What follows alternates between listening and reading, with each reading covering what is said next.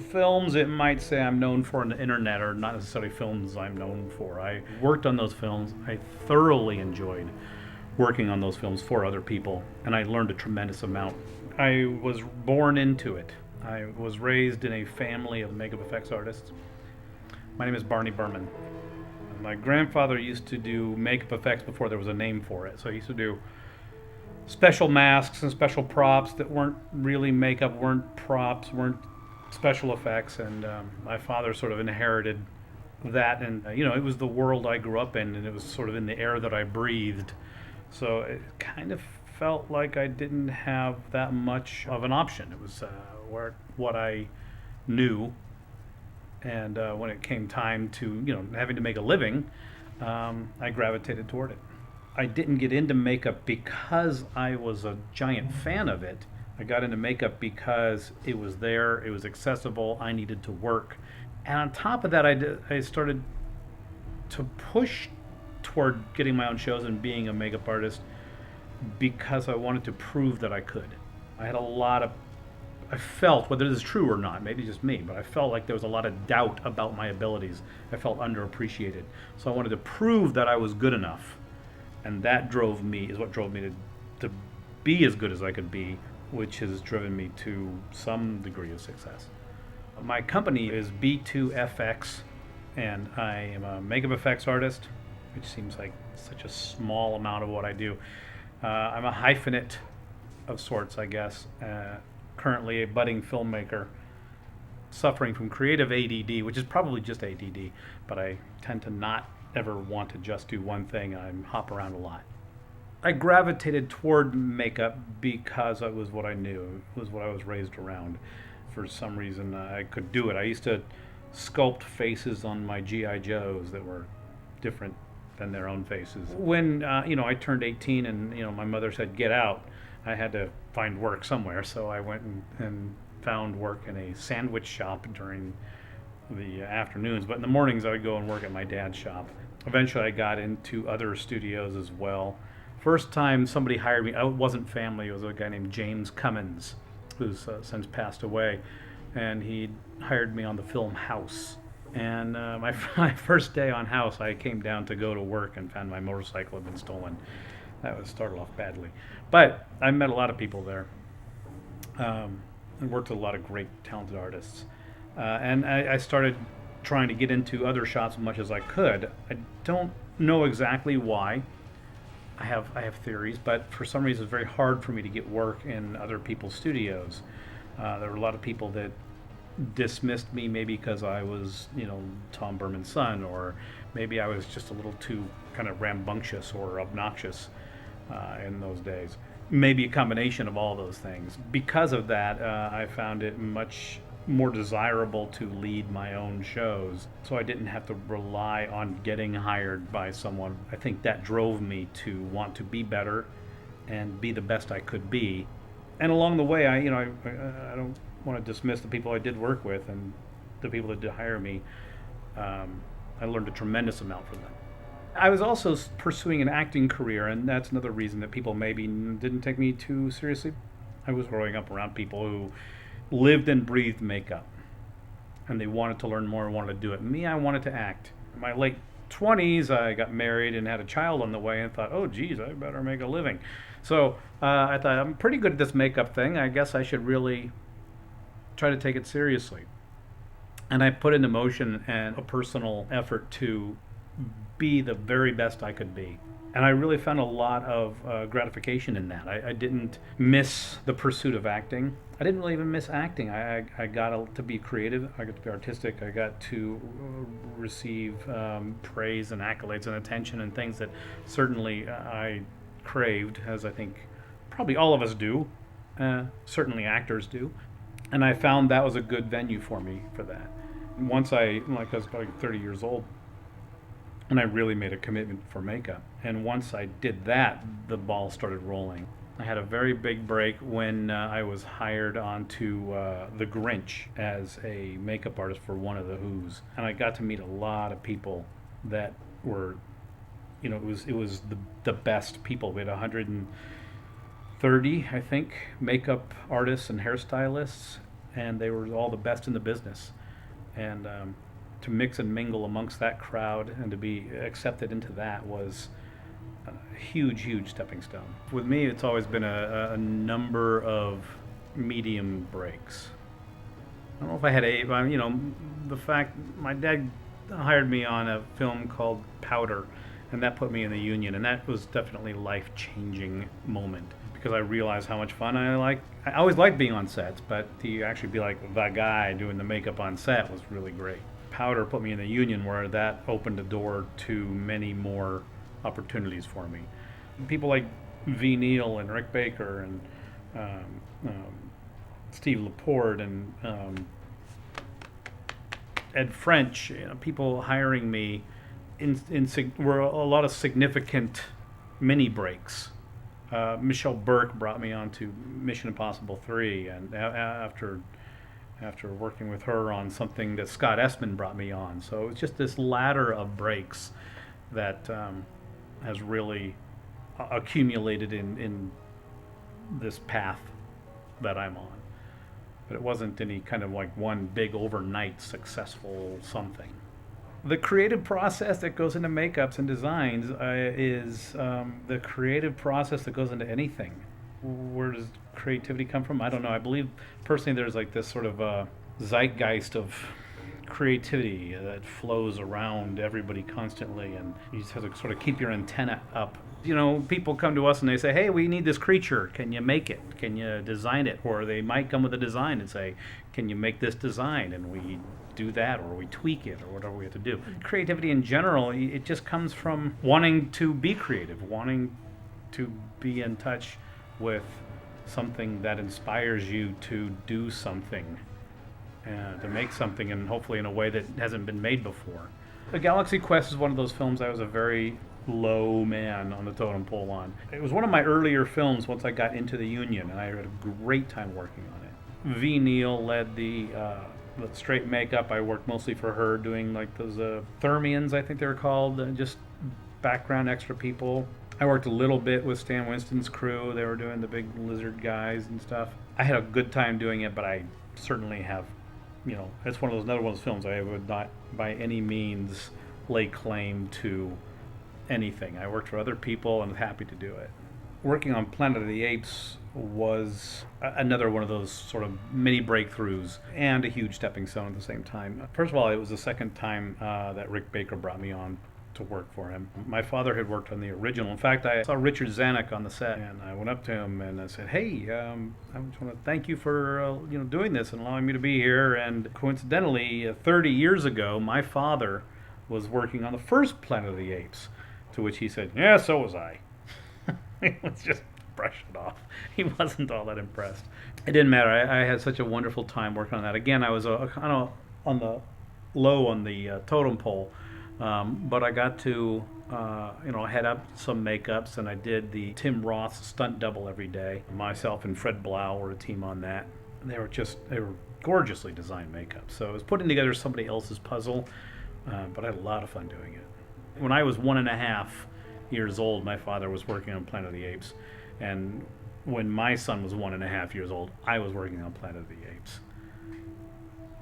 The films, it might say I'm known for on the internet, are not necessarily films I'm known for. I worked on a lot of different movies, and the internet might say, well, he's known for Pirates of the Caribbean, which I had very, very little to do with. I was a very low rung on a very tall ladder. We had some really brilliant makeup artists leading that show, and I would come in, I'd make up stuntmen or extras for a few days here or there. But because it's a high-grossing film, the internet says I'm known for that. I don't associate myself with being in any way responsible for films like Pirates of the Caribbean or Planet of the Apes or the Grinch Who Stole Christmas. I worked on those films. I thoroughly enjoyed working on those films for other people, and I learned a tremendous amount. The films that I do feel connected to, or some are known and some are not. I guess obviously Star Trek is a huge one I do feel connected to. I feel very connected to Grimm, and I have really thoroughly enjoyed working on that. I get to make monsters and dead people on a weekly basis, and that's pretty cool.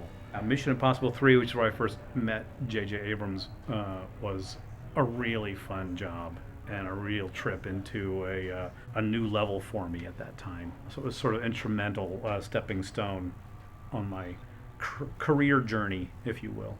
Yeah, I have tremendous respect for J.J. Abrams and what he does and how he does it. And he wanted to be a makeup effects artist when he was a kid. He actually had written my father a fan letter, and he showed it to me on the last day I was on Star Trek. He said, "Come here," and he shows me this fan letter that was like a response from my dad to him that he had kept pristine condition. It was a response from a letter he had written to my dad, and it was just very encouraging of him. He was like 15, 16 years old.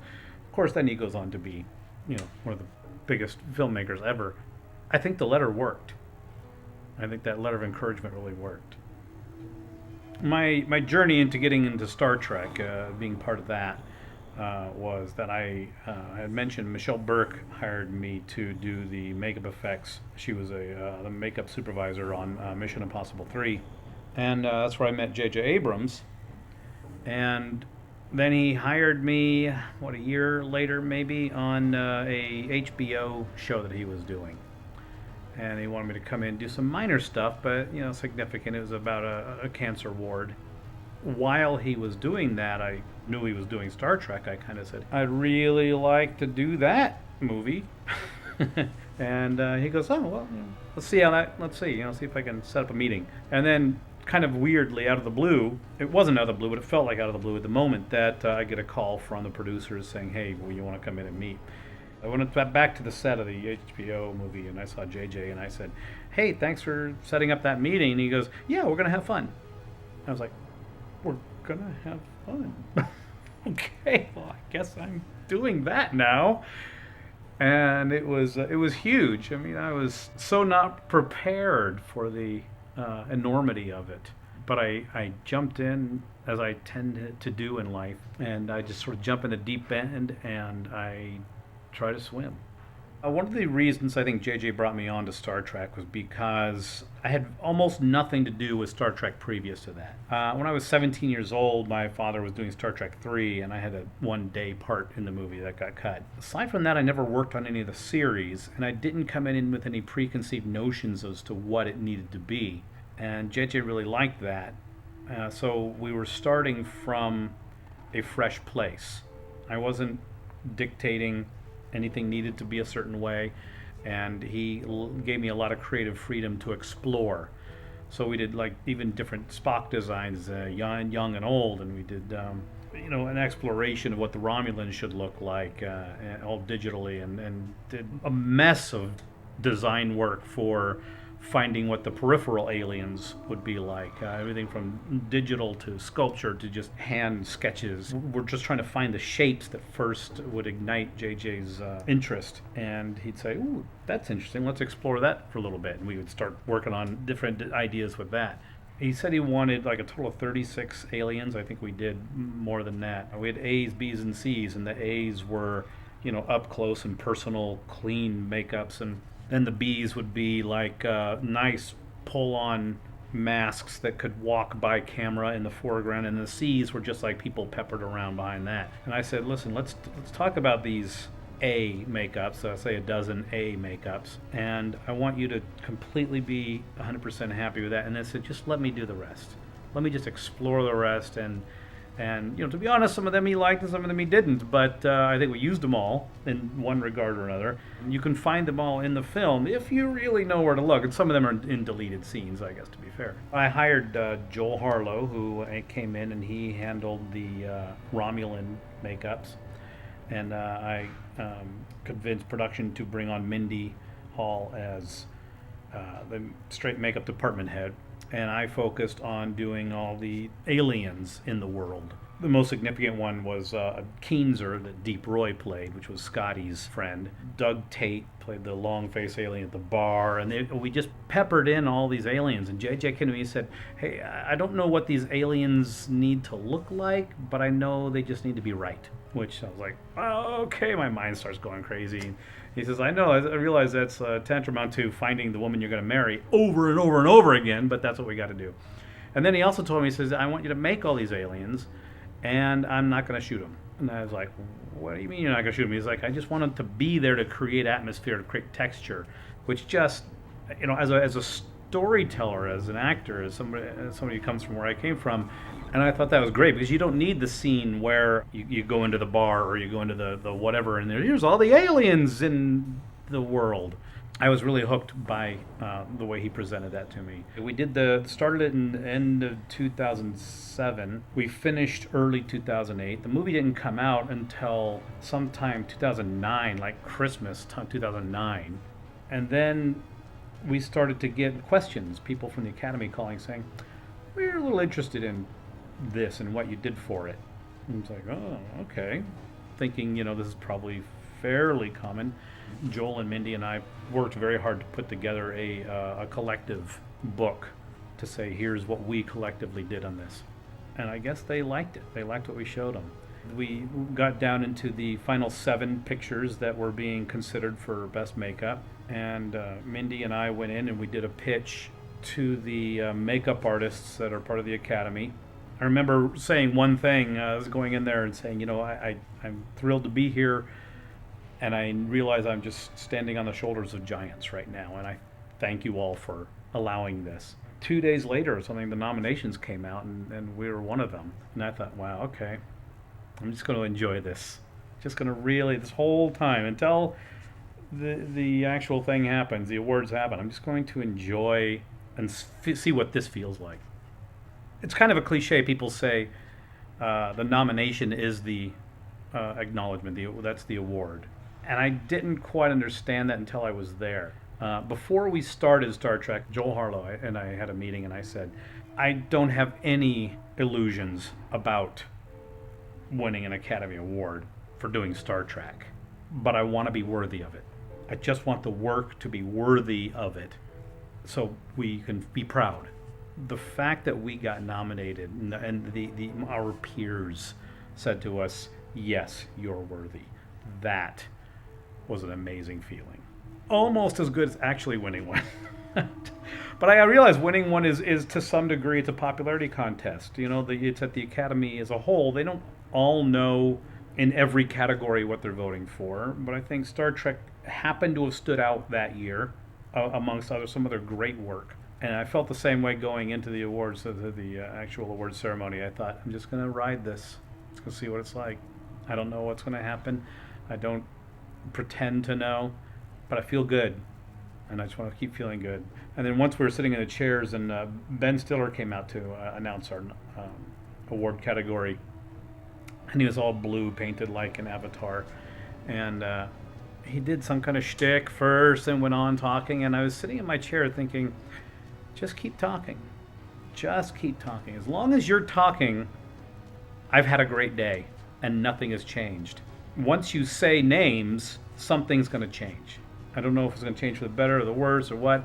I will accept it either way, but I just want you to keep talking. And if I can live in this moment right here. And then everything went into high gear. Star Trek. And it's like, oh!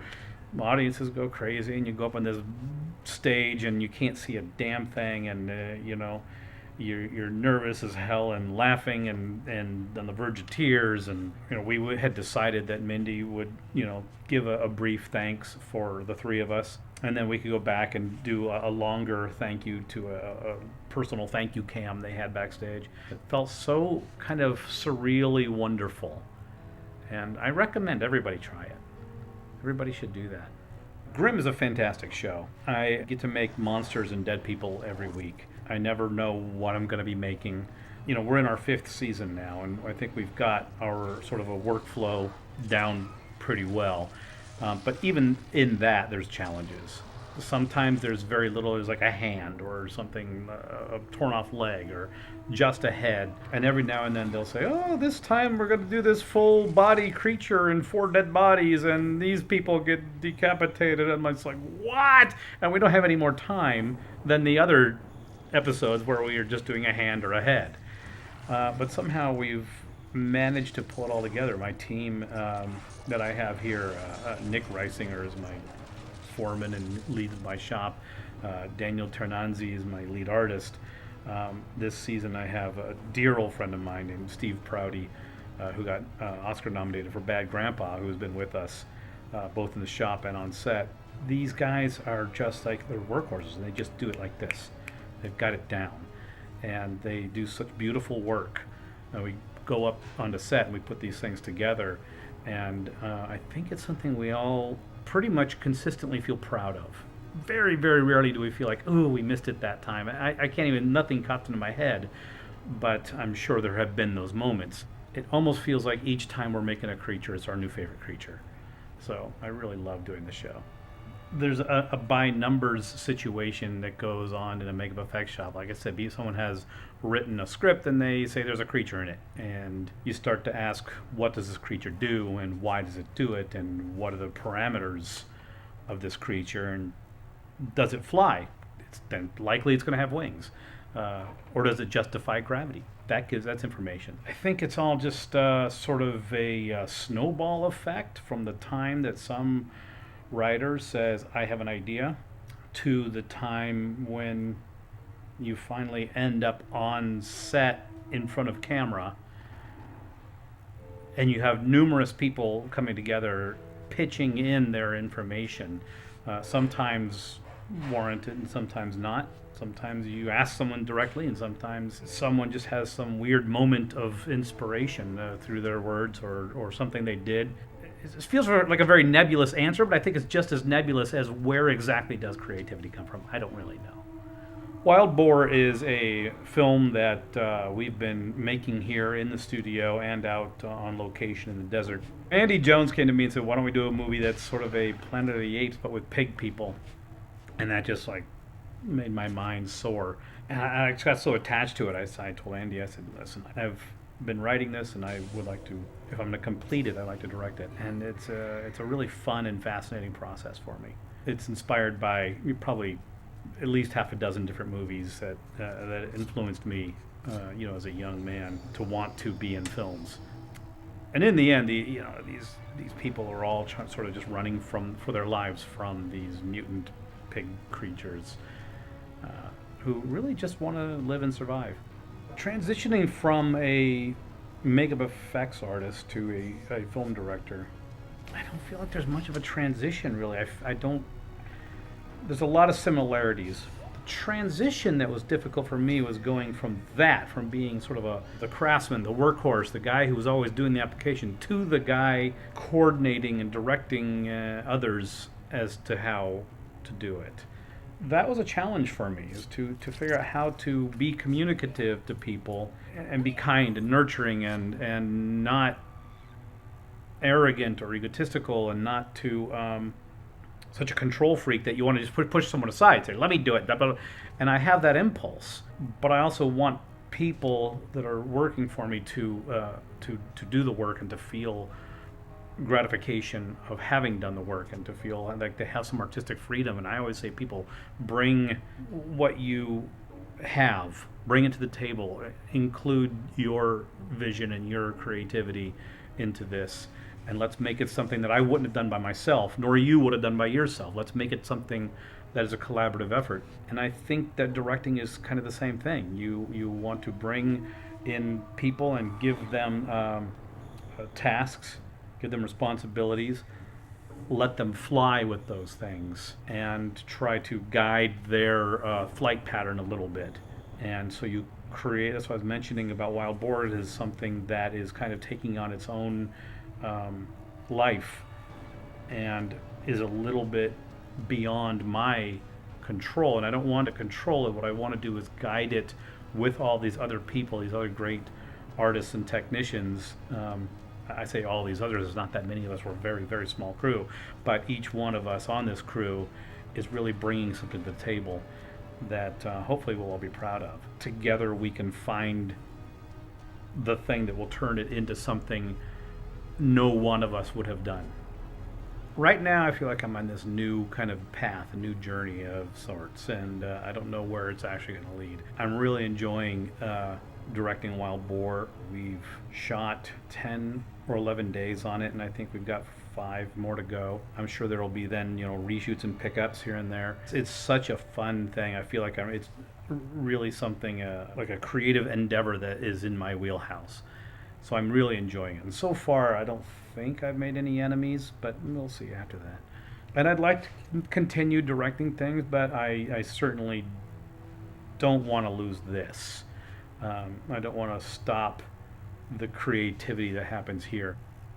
Anyway, wherever this path leads, I don't know. I'm excited to see it develop. And I hope that it involves more directing and writing and more monsters and dead people.